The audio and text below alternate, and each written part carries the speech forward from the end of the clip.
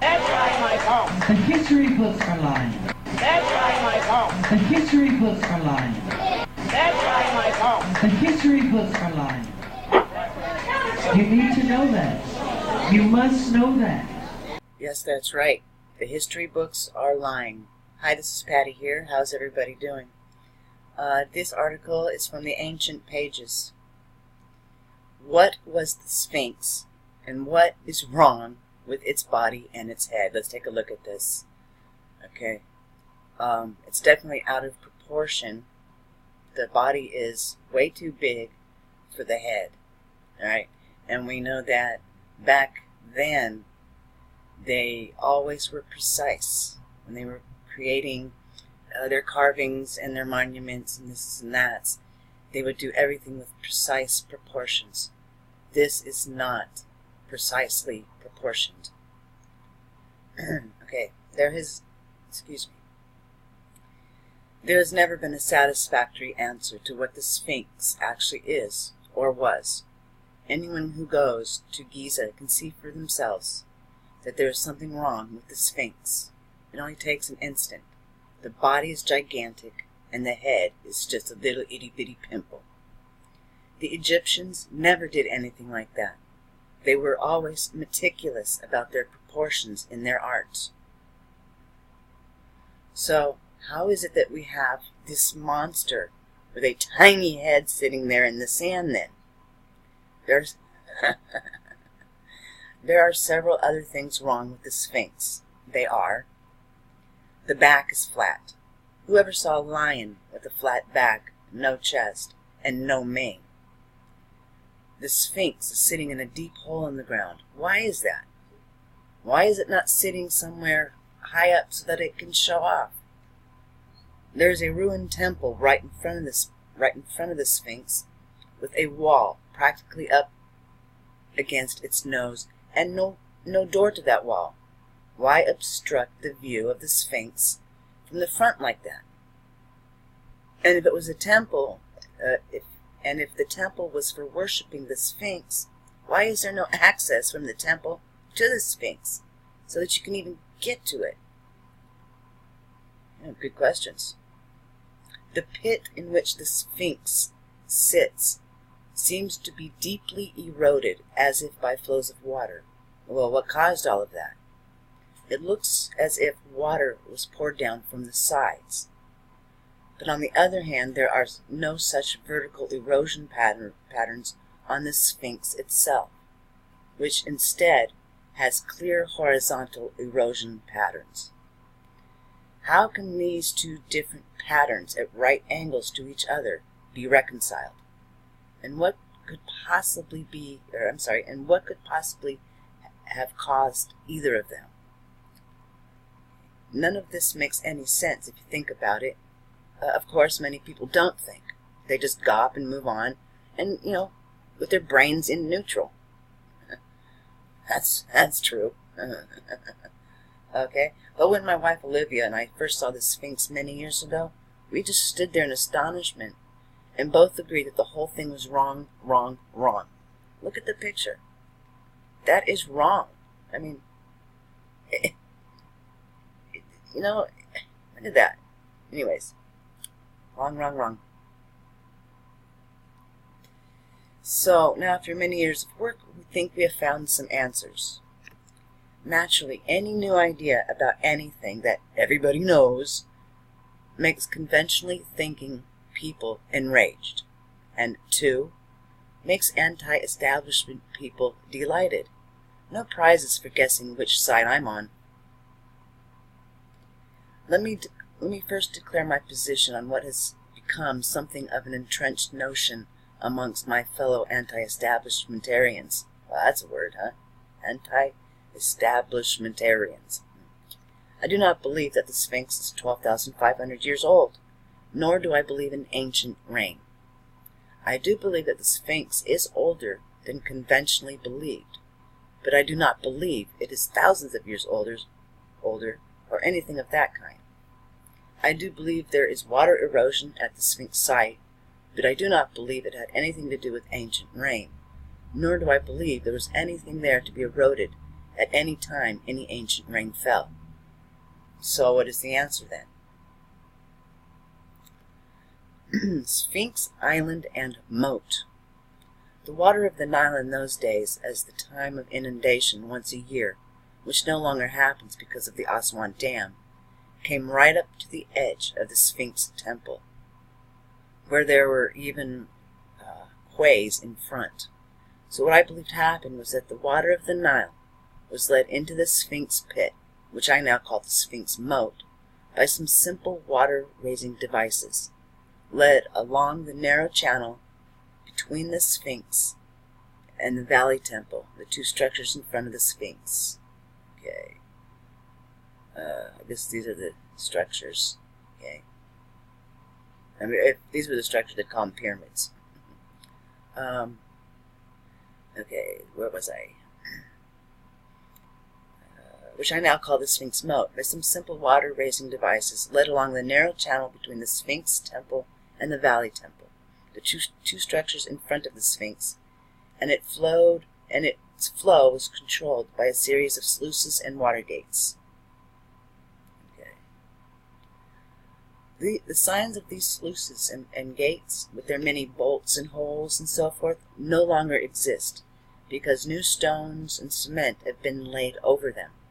But not to worry, I took plenty of photographs of them before they disappeared, and those are all reproduced in our book. Everyone can see. Everyone can then see it all very clearly. So I guess this guy wrote a book about this. The reason why the temple wall is in front of the Sphinx is to act as a fourth barrier to the water. The reason why there is no door in the wall is that it would have let the water out. The horizontal erosion on the side of the Sphinx, where it is not covered by restoration stones, is because the Sphinx was sitting in the middle of a moat filled with water. Yeah, I can see that. I can definitely see that. The vertical erosion on the sides of the pit, especially the south side, is because of the continual dredging of the moat due to the windblown sand accumulating there. Every time the moat was dredged, I wonder who dredged these moats. Anyways, every time the moat was dredged, water poured down in torrents on the sides, leading to vertical erosion, accentuated by the natural cavities in the limestone bedrock. So I think the Sphinx was, amongst other things, an island. Okay? This immediately solves the puzzle of the evidence recorded by the 5th century BCE Greek historian Herodotus, who said that King Chops let water from the Nile to surround an island at Giza. Well, here it is. Okay. So whose head is on the Sphinx? So we have got an island. Now what do we do with it? And why is King Chop's head the size of a pimple on the front of this large flat-backed lion surrounded by water? What's going on? Okay. What's going on? But wait, there's more. Who says that it's King Chop's head? Some say it is King Chephryn's head, but if you have ever seen Chephryn's head on that huge statue in the Cairo Museum, you know they look nothing alike at all. Since Chephryn has a long face and the Sphinx has a round face, just for starters, and there's plenty else that's not the same too. So we can eliminate King Chop and King Chephryn. So who is that pharaoh? Could it be? I pulled this one up, and Khafra. As you can see, this is what the Sphinx may have looked like when new, and this is what the Sphinx head looks like now. I can see maybe some possibilities here. Right. So we'll see. But definitely, this is not what we thought it was. Alright, so at this point in my wonderings, I began to feel really uncomfortable. I generally know when something doesn't fit. I may not know what does fit, but I more often know what does not. And that face is neither Chop's, not that we know what he really looked like anyways, as the only likeness of him that survives is a 3-inch high ivory statuette, which could be your Uncle Tony or even your Aunt Madge for that matter. So who is it? Well, that's for another story, I guess. It was at this point that I discovered one of those forgotten sources which keep falling into my lap.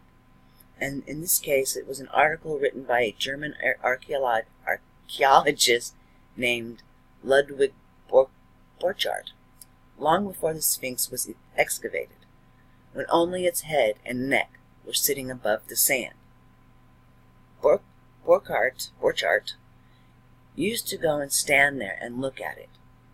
In those days, you could look the Sphinx in the eye, and he wouldn't even flinch. In fact, he smiled back. Nowadays, he's very stuck up with his head high above us as we stand at his feet, so you can't make out the details of his head all that well. Okay. Borchardt got to thinking.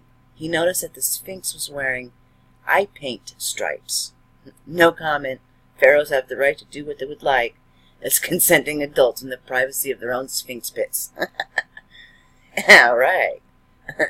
And he knew that those were not worn in the period known as the Old Kingdom, when Chops and Chephren lived. Okay, so we can eliminate those two as being who's the face on the Sphinx.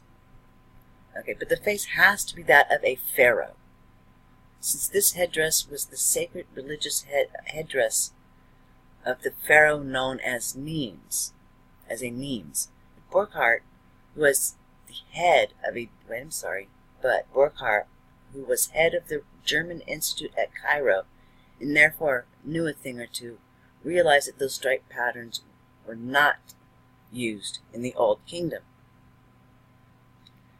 Alright, so he started to do some research on Nemes headdresses, and he discovered that those particular stripe patterns were only used in the Middle Kingdom period, hundreds of years later than Chops and Chephren.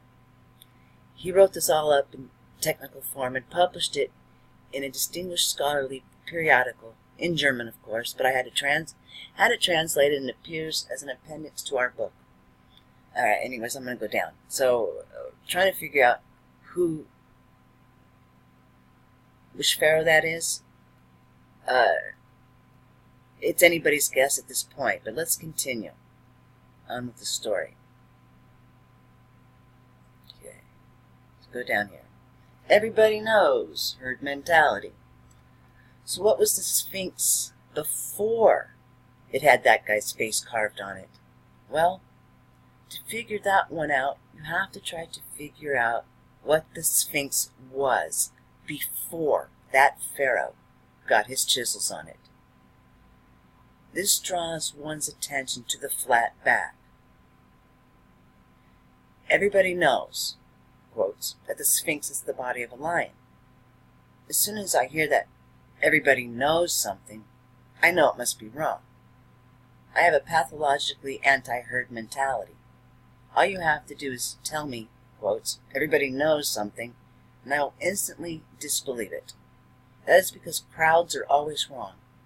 Crowds have as much sense as a mollusk. I started from the premise that the Sphinx was not a lion at all. Millions of people see it every year from all over the world, and they all know, quotes, that it is a lion. So that means that it cannot possibly be one. They know it is a lion because they have been told that it is a lion. The Germans were told that Hitler was their savior, and so they knew it. Nothing like that herd mentality. Oh, and the Russians all knew that Stalin was like a gentle father. Yeah, right. He was real gentle, huh? Yes, everybody, or at least everybody they knew these things. Okay, so that's the herd mentality. Just because you know doesn't make it true. If it wasn't a lion, well, then what was it? Well, it had to be an animal with a straight back, no huge chest, and no mane. It also had to be an animal that crouched like that with its legs stuck out in front of it. There's no use looking too closely at the paws, as they are completely covered in restoration stones, and have been shaped to look like what everybody knows. Excuse me. In order to reconfirm the consensus falsehood which everybody has agreed to believe. Alright, look at what we have here. Anubis, guardian of the necropolis. Now, look at this image. Okay? Their proportions are right. Right? And what happened is the pharaoh carved his face out of the neck of Anubis. Alright, so the Sphinx is crouching there at the entrance of the necropolis like a guardian. Well, there it is, right here. Look at that, like a guardian. It is a guard dog. The ancient Egyptians had a god called Anubis, who was a crouching wild dog, generally referred to as a jackal.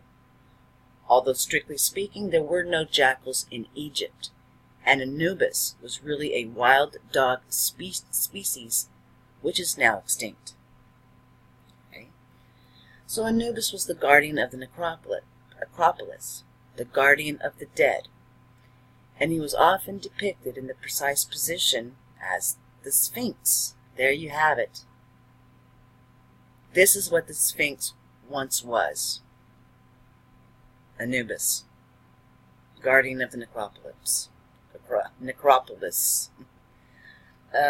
Okay. Same position as the Sphinx. And famously in a statue found in the tomb of Tutankhamun as well. So that his image is familiar to almost anyone who has ever had an interest in ancient Egypt. Okay, in figure 1, I guess that's one. I show the drawing I commissioned, which shows how the recarved head of the Sphinx was carved out of the neck stump, which remained on the Sphinx after the original statue was completely mutilated by the rampaging mobs who smashed up everything they could on the Giza Plateau during the period of chaos known as the First Intermediate Period between 2200 and 2000 BCE. It was the easiest thing in the world to knock off those ears and nose off the Sphinx when the Sphinx was Anubis. You couldn't put them back because the Sphinx was carved out of solid bedrock, and so the pieces must have been smashed to bits anyways. So the later exhibitionist pharaoh could even tell himself he was doing a pious act in restoring the statue by flaunting himself, just as, say, Madonna helps the world, doesn't she? Tom Cruise is also saving the world, remember? Madonna, oh my God. Anyways, yes, we all know that all celebrities are getting their pictures in the papers only for noble causes. And it has nothing to do with wanting people to look at them, or with such a low thing as vanity. Alright, so anyways, I don't need to bring Hollywood into this. I'm going to kind of end it here. So, now we have a crouching Anubis as an island surrounding a little lake. And at last we have something which students of the ancient texts can suddenly recognize. For the most ancient surviving Egypt... I'm sorry, I'm having a hard time with my words. For the most ancient surviving Egyptian texts, known as the pyramid texts, often speak of a sacred place associated with the Giza necropolis called Jackal Lake. And here it is. Right there. Jackal Lake. Ah, that. Interesting history, huh? So I'm going to go ahead and end it there because I think I got my point across. And that's it. This just goes into the, secret chambers beneath the Sphinx. But this is what I really wanted to point out to everybody. That this is what the Sphinx once looked like when it was original. Alright, everybody. On that note, I hope you all have a wonderful day. Until next time, take care. Peace out.